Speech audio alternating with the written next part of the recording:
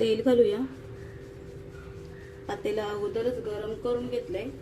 Medium आचेवर मी gas ठेवत आहे आणि लगेच त्यामध्ये आलं, लसूण आणि मिरची ठेचलेली घालत आहे। इथे मी 5-6 पाकळ्या लसणाच्या घेतल्यात, 1 इंच इतकं आलं आणि 1 मिरची ठेचून घेतले। तुमच्याकडे पेस्ट असेल तर तुम्ही पेस्ट घातली तरी सुद्धा चालेल। तांबीचं कालवण चवीला खूप छान लागतं। तर आलं लसूण मस्त गुलाबी रंगावर आलेला आहे। तर आता आपण यामध्ये मसाले घालूया। तर इथे मी 1 चमचा आगरी तिखट आणि अर्धा चमचा हळद आणि 1 छोटा चमचा धणेपूड घेतले, ते आपण घालूया। ती सुद्धा व्यवस्थित मसाल्यामध्ये परतून घेऊया। मसाल्यांमधून सुवास बाहेर पडेपर्यंतच परतायचं आहे, जास्त वेळ परतायचं नाही, नाहीतर मग मसाला करपतो, कालवणाचा रंग बदलतो आणि चव देखील बदलते। हा खूप सुंदर असा सुवास बाहेर पडलेला आहे। लगेच त्यामुळे मी तांबीचे तुकडे घालणार आहे। तर आमच्याकडे तांबीचे तुकडे आम्ही आत्ता बोलतो, पण आगरी भाषेमध्ये यांना बोट्या म्हणतात किंवा काही ठिकाणी खांडक्या म्हणतात। तर तुमच्याकडे काय म्हणतात नक्कीच कमेंट करून सांगा। तर बघा तुम्ही किती सुंदर असं रंग आलेला आहे, लाल भडक रंग आलेला आहे। तांब देखील लाल असते आणि आता ह्या आपल्या कालवणाला देखील मस्त असा लाल कलर आलेला आहे। कालवणामध्ये पाणी घालूया। तुम्हाला जेवढा रस्सा हवा आहे तेवढं पाणी घालायचं आहे। तर इथे मी 2 ग्लास पाणी घातलेलं आहे आणि थोडंसं कोमट पाणी घेतलंय, त्यामुळे रश्श्याला छान अशी तरी आली लगेच, तुम्ही बघू शकताय। जर पुन्हा कमी तेल घालून कालवण करत असाल आणि तुम्हाला छान अशी तरी हवी असेल तर मात्र तुम्ही थोडंसं कोमट पाणी घाला, म्हणजे तरी छान येते। आता आगरी पद्धतीचं कालवण, तर आगरी समाजामध्ये कालवणात बटाटा मस्ट असतो, त्यानुसार आपण ह्या बटाट्याच्या अशा पातळ फोडी केलेल्या आहेत, कारण कालवण शिजायला काही वेळ लागणार नाही। हे कालवण 7-8 मिनिटात शिजतं। तर आपण अशा बटाट्याच्या पातळ फोडी केलेल्या आहेत। चवीपुरतं मीठ घालूया। जे काही तुमचं मीठ असेल ते तुम्ही घालू शकता।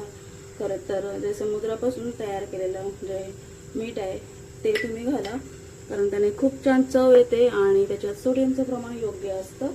जे काही बाजारात दुसरे सैंधव मीठ वगैरे असतात ते तुम्ही वरून टाकण्यासाठी घातलेत तरी सुद्धा चालेल। तर आता आपण हे आपलं साधं मीठ घातलेलं आहे आणि तुमच्याकडे खडे मीठ असेल तर खडे मीठ घाला। तर आता आपण झाकण देऊया आणि 3 ते 4 मिनिटं कालवण मंद आचेवर शिजायला ठेवूया। 4-5 मिनिटं झाली आहेत, झाकण काढून बघूया। मस्त उकळी आलेली आहे, एकदम मंद आचेवर हे तांबीचं कालवण आपण शिजायला ठेवलेलं आणि तुम्ही बघू शकताय तरी देखील खूप छान आलेली आहे। 2-3 टापा आंबोशीची घालणार आहोत।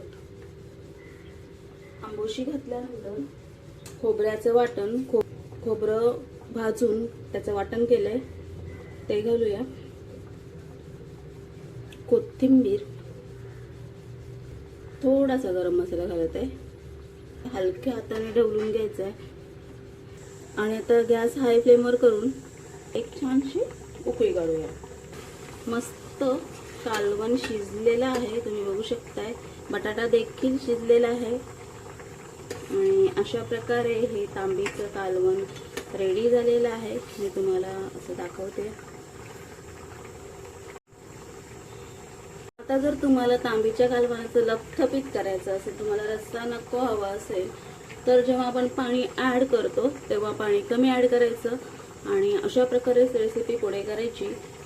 तांबीचं लपथपीत तयार होतं। आज भातासोबत खायचं आहे म्हणून मी रस्सा केला आहे। जर तुम्हाला भाकरीसोबत लपथपीत असं खायचं असेल तर मात्र तुम्ही पाणी कमी ॲड करा। म्हणजे एका रेसिपीत मी तुम्हाला 2 रेसिपी सांगितलेल्या आहेत। आता आपण गॅस बंद करून घेऊया आणि कालवणावर झाकण देऊया। तर आता कालवण झाकण देऊन ठेवलं होतं आणि तुम्ही बघू शकताय किती सुंदर कालवण दिसत आहे। ते थोडं थंड झालंय आणि तरी देखील खूप छान आलेली आहे। तर अशा प्रकारे तुम्ही कमी तेलामध्ये जास्त तरी आणू शकता आणि हे तांदूळच्या कालवण भातासोबत अप्रतिम लागतो। रेसिपी आवडली असल्यास नक्कीच लाईक करा, लाईक कमेंट शेअर करायला विसरू नका आणि पुन्हा एकदा भेटूया अशाच एखाद्या रेसिपीमध्ये। धन्यवाद।